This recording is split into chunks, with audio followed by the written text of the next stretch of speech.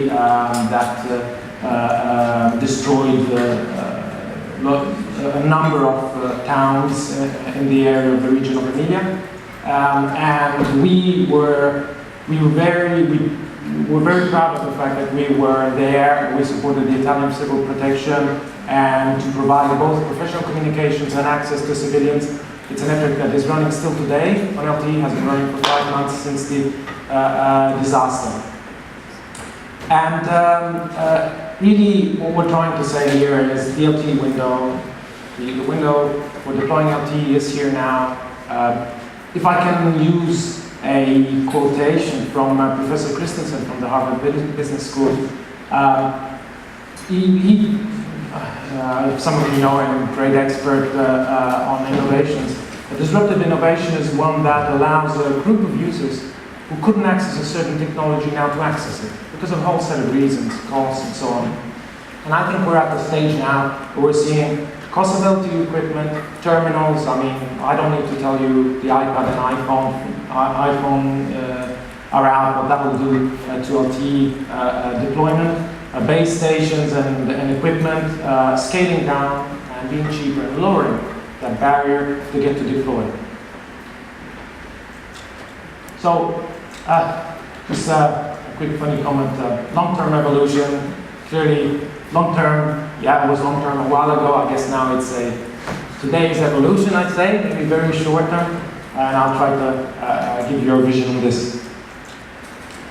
Why is it here now? Well, radio access products are available, deployed widely, not only in the US, starting to be here in Europe too.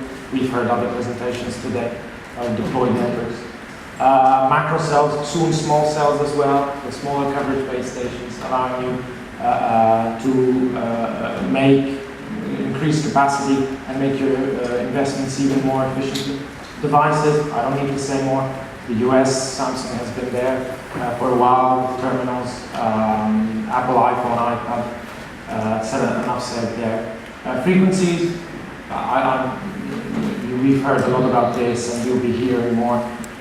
Country-based status, but the emphasis that I'd like to make here is that there are some frequencies assigned mobile operators.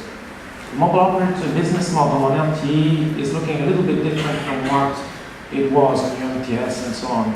The costs of deployment have changed, but also the focus of operators on increasing ARPU are there. So a national rollout, at least from our discussions, I see that taking a long time. So basing a private service on a national rollout is probably not going to be an easy thing for a long time to come. But operators are really interested in starting small. And I think the private networks opportunity is really interesting there. Users, traffic hungry, but clearly no willingness to pay more, so it means that the network cost, the CapEx and the OpEx need to be lower, and applications, some could never be possible before, and video is clearly one of them, which is one of the ones that we are showing here. What does this mean?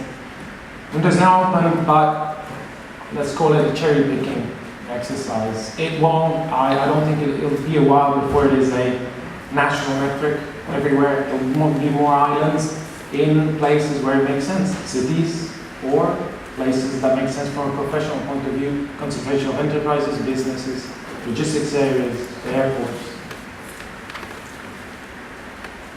Now, operators will be looking to do a few things, and I'm interested in the operator aspect because it's really short and it's happening now, and any private network deployment, I think all the presenters seem to have agreed on this one, will need to piggyback on standard technology operator deployment. Exploiting spectrum investments, what I mean is clearly they have spectrum, they've invested in that, they need to exploit it, and if they won't be deploying everywhere, that's an opportunity. Offering outstanding services with those willing to pay. There's a clear audience here. Being first to market, ad hoc hotspot, again, where it really matters. Future-proof investment. Sharing of networks is a key thing. We've heard the European Commission come out with a statement saying that operators should share not only networks but even frequencies. That's a very interesting change that is happening. And at the same time, operators need more and more to monetize these spectrum assets that we have. So intelligent and new MVNO or smart MVNO models are something that is we're hearing more and more about.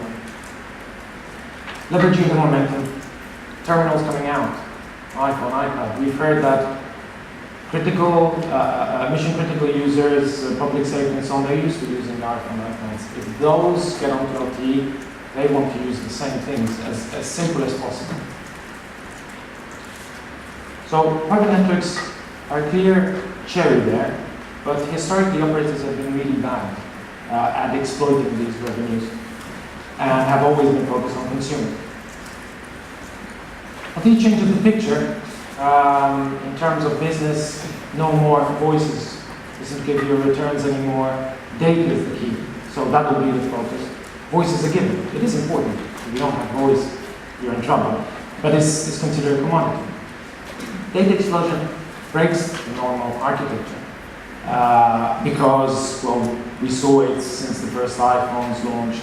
People start using more and more data. These terminals do a lot of signaling. They overload the network, not only in terms of data, but also in terms of signaling that they keep on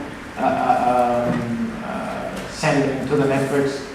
And the backhaul in these networks and the traditional centralized architecture is failing because you are used to a voice-centric model. We've heard that before, where, well, voice is low bandwidth, you can get away with it. With a non-centralized, with data, using a centralized model is a problem, and there's no chance. It is not by mistake that the internet was made in a fully distributed model to get resilience, but also to be able to scale to the level that it has. Investments need short-term returns, and therefore mobile operators are looking at new segments to get into. The other interesting thing I think is that the customers, IT departments, and vertical, we're starting to see some vertical MVNOs coming out interested in public safety, oil and gas, and other sectors. They want control. Using the standard MVNO model where you don't have control of your network is a problem. You need to have high data security and access to policing your users.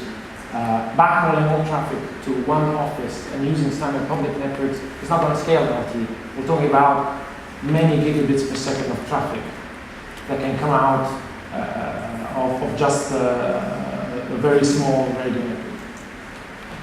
So, broadband private mobile network piggybacking on consumer technology is the key thing we believe that we're seeing. Now, why? A few more words on why the current mobile architecture is a problem and will continue being a problem when you look at more advanced services. For the best effort, we've heard this before, no guarantees, no priority, an efficient route and high delays. Very simply, if two users are connected to the same base station and they're talking to each other, why should the data traffic go to the main city if they're both located in a rural area and come back? Very inefficient use of the routing, of the backhaul, incredible delays.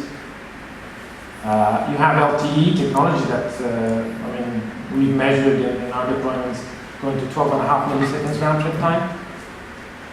But doing this, it essentially kills the technology. We're going back to the start. You want to have 12.5 milliseconds round trip delay because you want to have real-time video. You want to be able to direct your personnel on the ground and tell them turn right exactly when they have to turn right, not 5 seconds later.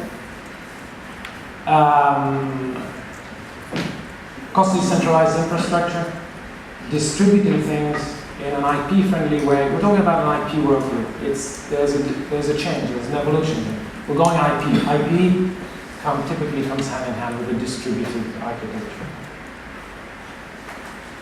which clearly can lower your cost.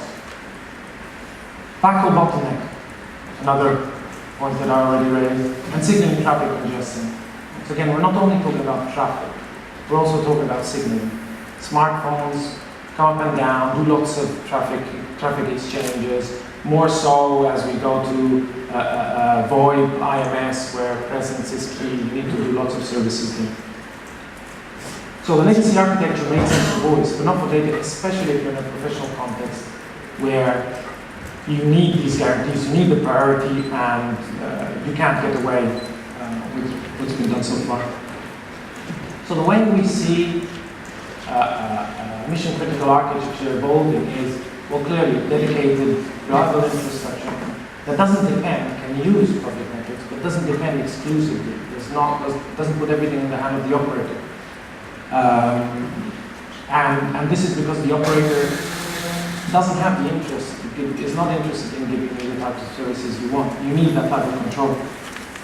It's a distributed, resilient network where there are two elements in the network, the radio network and the core network, where you can distribute the core network wherever you want, reliably, in an emergency area, can run totally independently, can run on a regional basis, covering a limited area, can run on a campus. It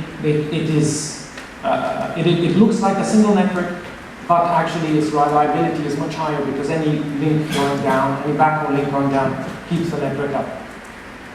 It doesn't affect the reliability of the network. It's easy to have, with this new IP architecture, multi-accesses, add in Wi-Fi. Keep on authentic, don't create problems, keep it simple, keep on using your SIM cards, like what is available in current smartphones out there, iPhones and so on. Just authenticate users the normal way.